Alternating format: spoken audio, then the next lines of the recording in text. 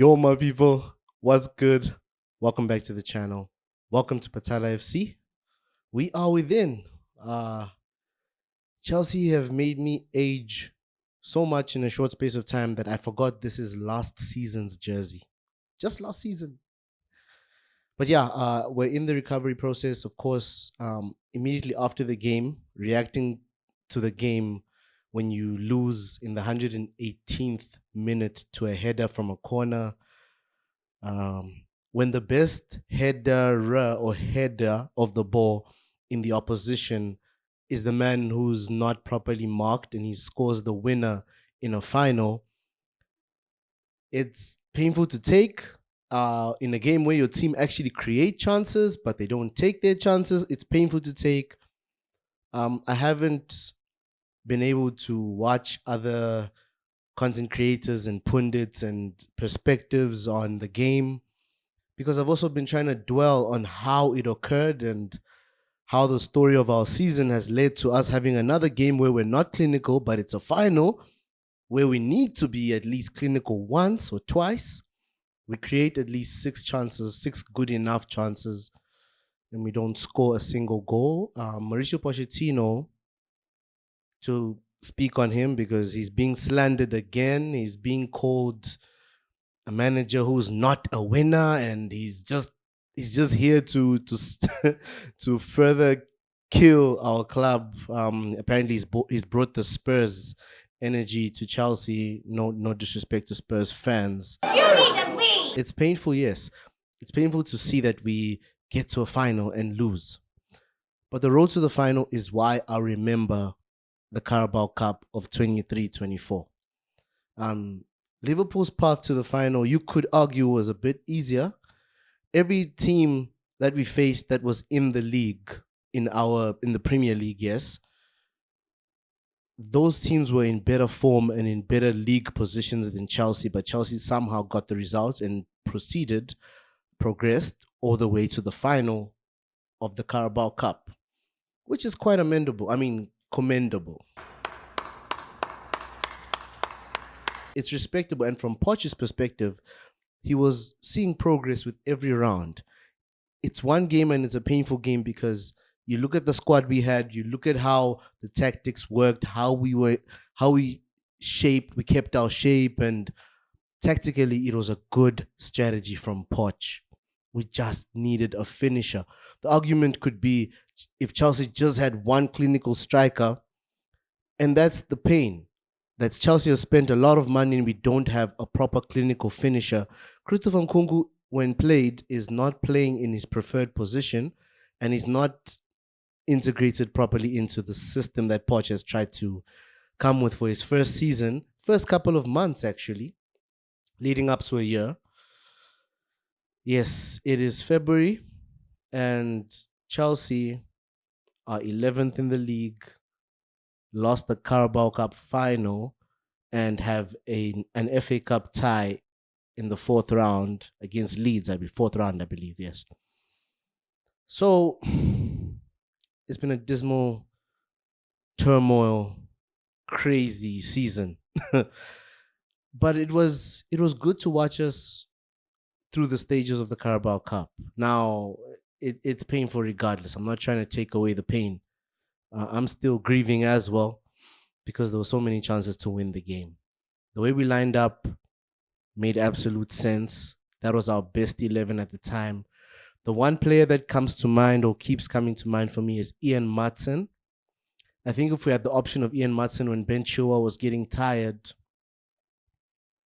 I don't understand how Poch enjoys Ben Chilwell's style of play and couldn't play Matson.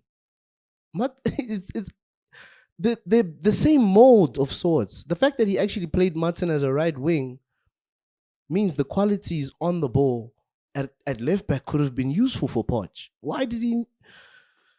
Anyway, Ian Martin's at Dortmund, and I'm proud of him as a player. I'm happy for him, rather. Yeah. So it's an L that we take, but I'm not on the Poch out train, not at all.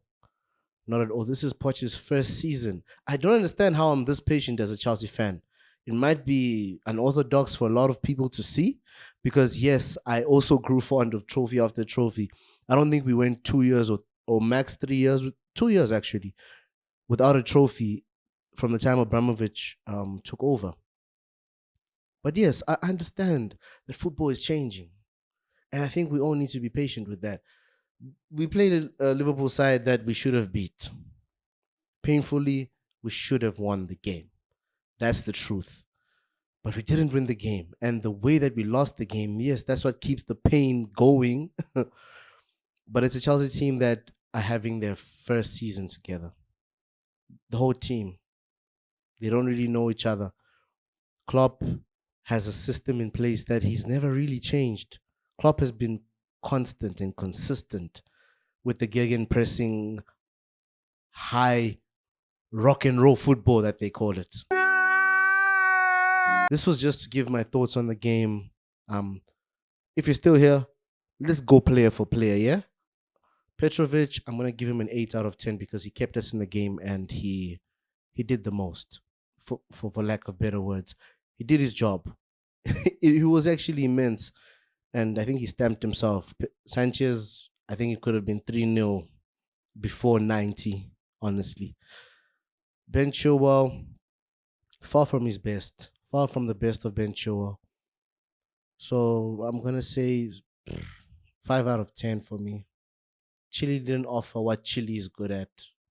He was too paranoid about the defensive side. I get it. It's a Liverpool team that's pressing, but he's not even, he doesn't have that sense of attack that he used to have, knowing when to move forward, when to defend. He's so paranoid about aspects of the game. He looks like he's not at his best, in short. Colwell, 6.5. Made a few mistakes in the first few minutes, lunged, could have got a card very early. Disasi, 7 out of 10. I think Disasi played really well. Malo Gusto, 7.5. I think not that Gusto, he could be an 8 or a 9, really. Gusto did so well against Luis Diaz. I think Gusto just could have done a bit more going forward. He didn't have to be as paranoid as well, but just that we didn't control the game enough for him to flank. So maybe we give him an 8, to be fair. Yeah. Enzo, and you can come at me. I'm giving Enzo 4.5 because Enzo was talking big before the game. He signed for Chelsea to be in finals and win finals. He's a World Cup winner. But Enzo didn't show up. When Enzo received the ball, we needed to feel him. We didn't feel him. He lost the ball more often than not. He looked indecisive. We needed to feel his presence. He needed to dominate in his own respect of the game. As a silky South American, he just didn't do it. Caicedo could have been sent off. It's a debate. I know. 7 for Moises Caicedo because Moises Caicedo did what a DM should do in a final. Be that guy. Be that guy that's on the edge, you know? Conor Gallagher, 5.5. Because Gallagher could have won us this final, I believe. He had 2 chances. The first one, quite unlucky when he hits the post. Second one, Kelleher, yes. Kelleher credit for making himself big, but Gallagher, I've seen him finish those at Palace. I think he can finish that chance.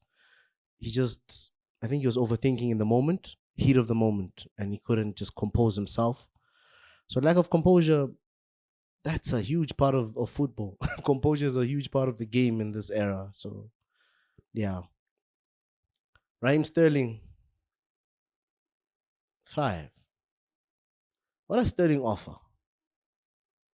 What is the Sterling's movement will always be amazing, but if he doesn't know how to get himself into the game anymore, or is he not working hard enough, or is there something I'm missing? Please let me know, because Sterling, he's far from effective for us.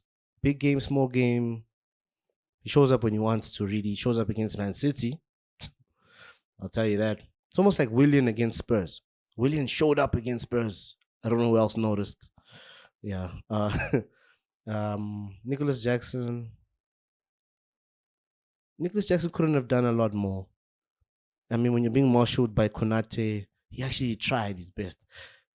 got one duel, one or two duels against Konate. Van Dijk is Van Dijk. He scored the winner in this game. I think a 6.5 is fair for Jackson. First big final, third year of professional football as a player. It's a lot. It's a lot. We're asking for a lot from Jackson, honestly. Cole Palmer. Cole Palmer. Cold. The cold that we refer to when we say cold Palmer. Hey, he didn't bring it. His temperature was too high, if that makes sense. Palmer.